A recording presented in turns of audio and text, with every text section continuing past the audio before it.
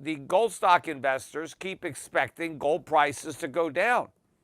And so they're factoring that into the gold stock price, because when they're looking forward to try to figure out what stocks will be worth in the future, what their earnings will be worth, they're factoring in a lower gold price because nobody has confidence that the price of gold is going to rise. That's what's so atypical about this rally, because normally gold stocks lead the metal. Financial commentator Peter Schiff discusses the significant rise in gold prices, noting that the metal has reached an all-time record high.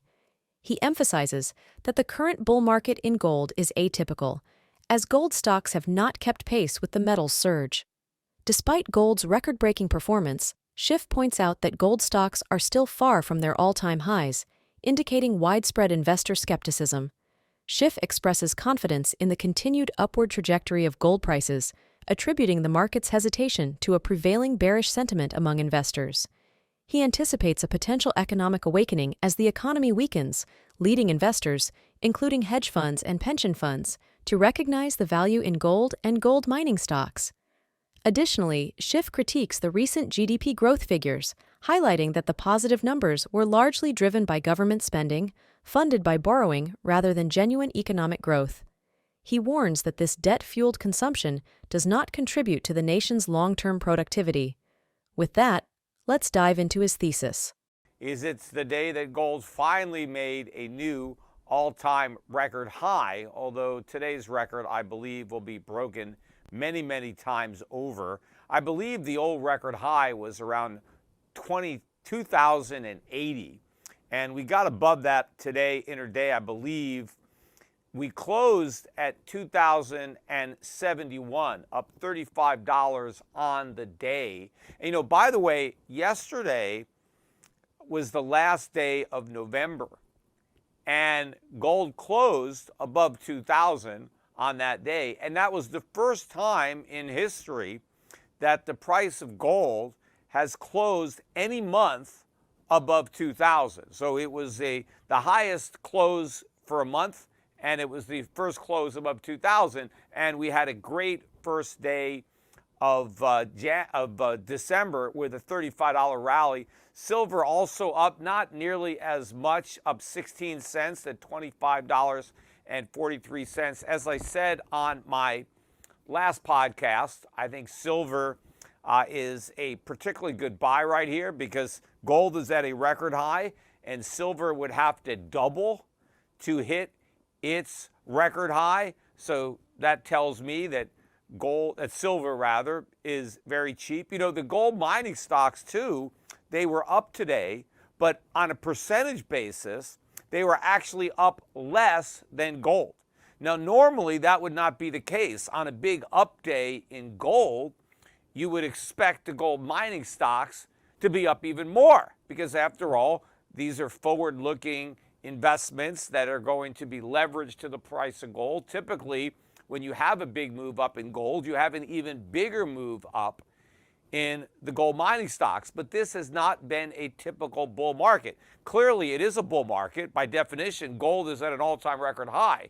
So it can't not be in a bull market when you're at an all-time record high.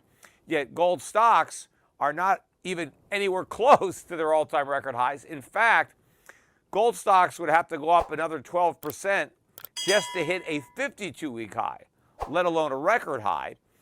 So this market has been climbing a proverbial wall of worry because stock investors have been skeptical of this rally the whole time. It's like the Rodney Dangerfield bull market. It gets no respect. It's because the gold stock investors keep expecting gold prices to go down. And so they're factoring that into the gold stock price, because when they're looking forward to try to figure out what stocks will be worth in the future, what their earnings will be worth, they're factoring in a lower gold price because nobody has confidence that the price of gold is going to rise. That's what's so atypical about this rally, because normally gold stocks lead the metal. You go back to all the prior bull markets, and that's how it is. Gold stocks move before the metal. Investors correctly anticipate that gold's going to rally, and they price that into the stocks, and then gold rallies. But gold has rallied despite the fact that you haven't had any kind of confirmation from the mining stocks. It's like instead of the mining stocks leading, gold has been dragging the mining stocks, and they've been reluctant to go along. It's like they're pulling these mining stocks, and they're barely moving. And to me, this just reinforces my bullishness that you have so much bearishness on the part of investors. Now, the question is, when are investors going to wake up to the reality that gold prices are going much higher? $2,000 gold, even though this is a record high, adjusted for inflation, even the government's version of inflation, the CPI, which maybe captures half of the inflation that the government creates, I'm not even sure where the price of gold would have to be to hit a high adjusted for the CPI. It's probably at least 3,000. I could probably look it up. I don't know what it is. But we are going to get there. But the fact that we're still so far below that inflation-adjusted high lets you know how cheap gold remains, despite the fact that it's above 2,000. So it could move up very quickly, very fast.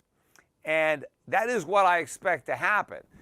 The question is, how high is gold going to have to go before the bears throw in the towel and start buying these gold mining stocks? Because all these investors, hedge funds, big endowments, pension funds, they're not invested. They're not in this market at all. At some point, they're going to wake up to this reality. And again, I think it's going to be an economic awakening, because I think we're going to see the economy become much weaker in a way that is easy to discern, when you're going to see a big pickup in unemployment and a big deceleration in the GDP. We did get the GDP numbers, by the way. They came out on Wednesday. And the markets were excited that it was 5.2% growth for the quarter. And remember, they annualized the numbers. So it's not like the economy grew by 5.2% in that quarter. They just multiplied the quarterly number by 4, and they get 5.2%. And everybody was excited about that. But if you actually look at the components of GDP, which is government spending, personal spending, a business investment, and then you plus or minus the trade, which in America's case is always a negative, because we have a huge trade deficit. We got those numbers again this week too, and they were worse than expected. But government spending accounted for 5.5% of the 5.2% increase. But that means if government spending hadn't increased at all, if government spending had just stayed the same, the GDP would have gone down by 0.3. So in other words, but for government spending, the economy contracted. Now, where did the government get the money that it spent? It borrowed it. So the only reason we had positive GDP was because the government borrowed a bunch of money and spent it. That is not economic growth. The country is not better off because we went deeper into debt to spend money on consumption, because that's what the people who got the money from the government did with it. They spent it, right? The government didn't build any factories. The government didn't take that money and increase the productive capacity of the nation. The money just got spent. But now the money has been spent, and all that remains is the debt. Let's recap today's video. Peter Schiff highlighted a historic moment in the gold market, reaching an all-time high.